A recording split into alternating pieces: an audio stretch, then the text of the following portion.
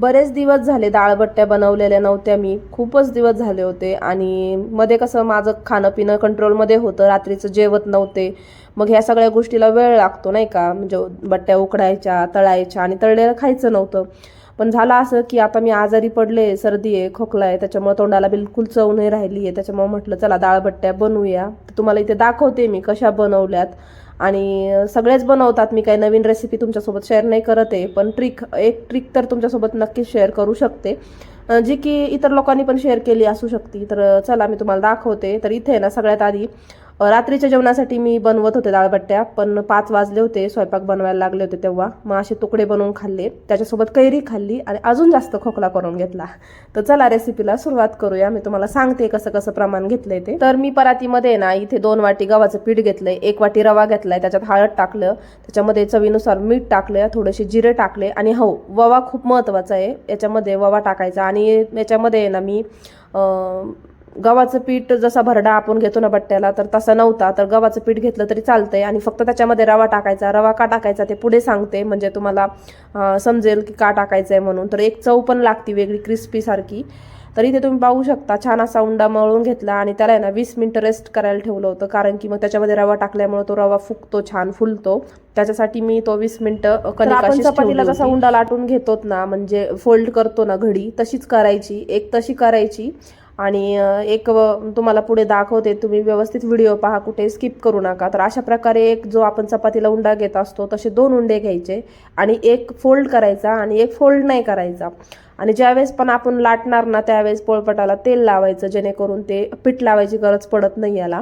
आणि छान लाटल्या जातं, खूप छान अशा घड्या पडतात. मी तुम्हाला ट्रिक बोलले होते की अशी ट्रिक वापरा, तर हो असंच आहे ते. तुम्ही पाहू शकता, व्यवस्थित पहा.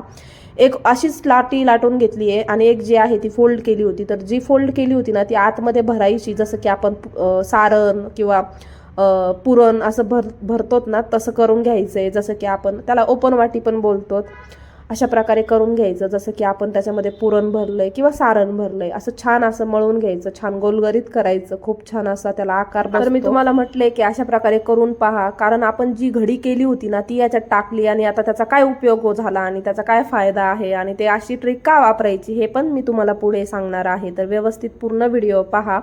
तर इथे आहे ना मी इडलीच्या भांड्यामध्ये पाणी टाकलं होतं, एक तांब्याभर पाणी. नंतर त्याच्यामध्ये ना इडलीचं जे झाकण असतं ना, म्हणजे ज्या जाळ्या असतात ना इडली बनवण्याच्या, ते भांडे, त्याच्यामध्ये एकच वापरलं, 2 होते ते मला सापडले नाही. आणि तसं पण मला कमीच बनवायचं होतं, जास्त काही बनवायचं नव्हतं, त्याच्यामुळं मी ते एकच भांडं वापरलं. नाही तर मी तुम्हाला डबल लेअर म्हणजे डबलचं लावून दाखवलं असतं, पण ह्या खूप जास्त फुगल्या जातात ना, त्याच्यामुळे त्याच्यामध्ये बसत नाही जास्त.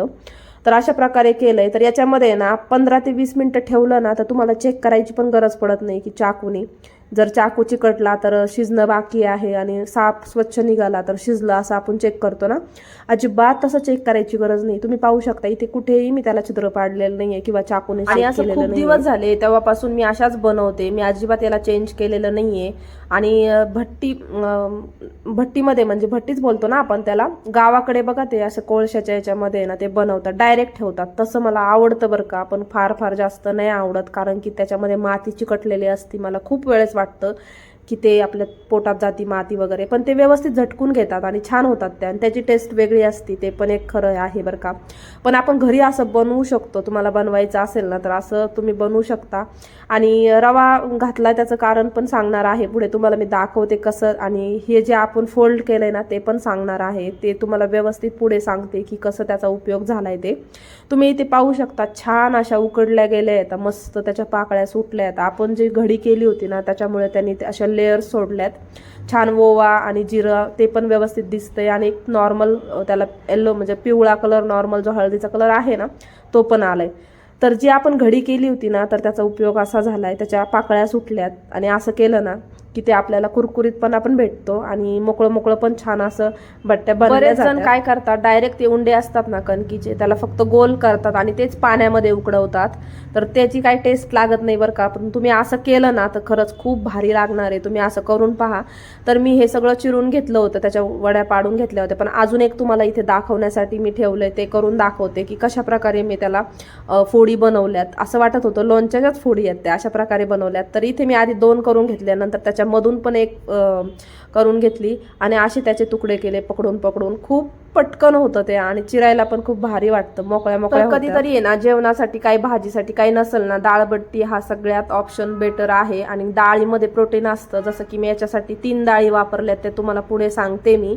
तर चला आता माझं हे छान असं कट करून झालंय सगळं, तुम्हाला व्यवस्थित दाखवलं कसं कटिंग करायचं त्याचं. तर आता चला आता छान तळून घेऊया आपण. त्याच्यासाठी मी इथे कढई ठेवली आहे आणि हो सोबत सोबत डाळ पण शिजवून घेतली होती मी आधीच. ज्या वेळेस मी तुकडे बनवले होते ना खाण्यासाठी, 5:30 वाजले होते आणि भूक पण लागली होती. चहा घ्यायचा होता पण चहा स्किप केला आणि आर्यनच्या पप्पांना पण काहीतरी खायचं होतं, त्याच्यामुळं मग मी पटकन ते छान असे 2 चपात्याचे 2-2.5 चपात्या होत्या दुपारच्या आणि भाजीला काही नसल्यामुळं मी त्याचे तुकडे बनवले जे तुम्हाला दाखवले आणि खूप भारी झाले होते. त्याला टोमॅटो, कढीपत्ता, कांदा आणि शेंगदाणे सगळं असं आपण जसं पोहे बनवतो तसं बनवलं होतं. ते खाल्लं. नाश्ता करूपर्यंत मी डाळ शिजायला टाकली होती. तर मुगाची डाळ घेतली होती आणि मसूरची डाळ घेतली होती आणि अशा 2 डाळी घेतल्या होत्या. 2-3 डाळी पाहिजेतच आणि त्यावेळेस म्हणजे तुरीची डाळ नव्हती माझ्याकडे, पण 2 डाळी घेतल्या आणि छान अशी गहाळ अशी छान अशी शिजवून घेतली, बाजूला ठेवली. त्याच्यानंतर मग मी हे पीठ मळलं होतं जे आपण डाळबट्ट्यासाठी हे केलं होतं.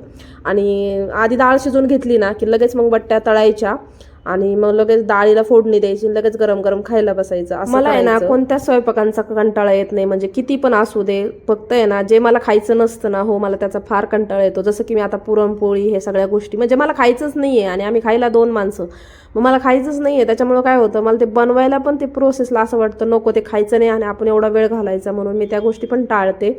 जे मला खायचं नाही ना ते मी अजिबात करत नाही. पण मला आहे ना 4-5 माणसाचा स्वयंपाक म्हणलं ना तरी कंटाळा येत नाही. आणि माझे आहे ना 3 बर्नर म्हणजे शेगडीचे 3 बर्नर असल्यामुळे ना तिन्ही म्हणजे आता सध्या तर 2च चालत आहेत, पण हे पाहताय ना तुम्ही, तर त्या तिन्ही जर चालू असल्या ना तर मला अजिबात वेळ लागत नाही स्वयंपाकाला. माझा स्वयंपाक खूप लवकर होतो. स्वयंपाक बनवायला पण कंटाळा येत नाही. खायला जर लोक असतील ना घरामध्ये तर मला अजिबात बनवायला कंटाळा येत नाही. किती पण स्वयंपाक किती पण जणांचा असो मी लवकरात लवकर करते आणि मला वेळ पण नाही लागत. तर तुम्हाला कोपऱ्यामध्ये एक मनी प्लांट दिसत असेल ना, कारण ते एवढं छान ग्रो होतंय आता, खूप छान असं पसरलंय आणि आकार पण खूप छान घेतलाय त्यांनी, पानं असे वरतून जात आहेत.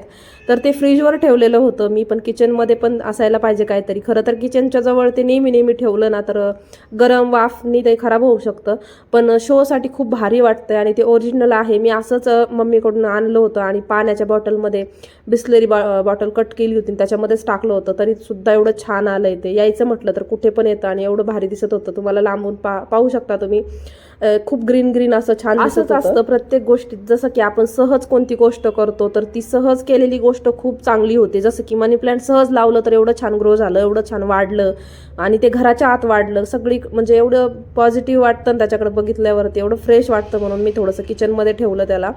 तर खूप छान दिसत होतं. आणि व्हिडिओचं सुद्धा तसंच आहे बरं का, आपण किती मन लावून व्हिडिओ बनवतो त्यावेळेस ते जात नाही व्हायरल आणि असा सहज बनवलेला सहज जातो, व्ह्यूज येतात त्याला. पण आपलं काम आहे व्ह्यूज येऊ अगर ना येऊ, डेली व्हिडिओ टाकायचे. लोकांच्या हातात नसतं तर यूट्यूबच्या हातात असतं. आपण जर कामच केलं नाही तर यूट्यूब आपले व्हिडिओ आपले व्हिडिओ पुढे पाठवत नाही. त्याच्यासाठी आपल्याला काम करावं लागतं. माझ्या व्हिडिओला कधी कधी व्ह्यूज येतात, कधी कधी येत नाही, त्याच्यासाठी आपण असं करायचं नाही. पण मी जेव्हा गॅप घेते ना त्याला एकच कारण असतं, एक तर माझी तब्येत खराब असती, जसं की आत्ता आहे. आत्ता सुद्धा माझा आवाज खूप जास्त बसलेला आहे तरी सुद्धा मी व्हिडिओ अपलोड केला, तर असो काही हरकत नाही. तुम्ही पाहू शकता रवा टाकल्यामुळे किती छान दिसतोय ना त्याच्यावरती तळल्याच्या नंतर. हेच कारण आहे की डाळबट्ट्या म्हणजे बट्ट्या बनवताना ना त्याच्यामध्ये रवा घालायचा खूप भारी लागतं. तर इथे माझं सगळं तळून झालंय आणि त्याच तेलामध्ये मी आता छान अशी डाळ बनवून घेणार आहे. ते तेल काय वाया घालायचं नाही. हे तेल जास्त आहे तर माझी तब्येत खूपच जास्त खराब आहे, तेलकट खायचं नाही, म्हणून मी हे थोडं तेल कमी करणार आहे, कमी तेलामध्ये डाळ बनवणार आहे. तर तुम्हाला व्हिडिओ आवडला असेल डाळबट्ट्याचा तर नक्की लाईक करा, चॅनलला सबस्क्राईब करा आणि असे छान छान व्हिडिओमध्ये भेटू. तोपर्यंत बाय बाय.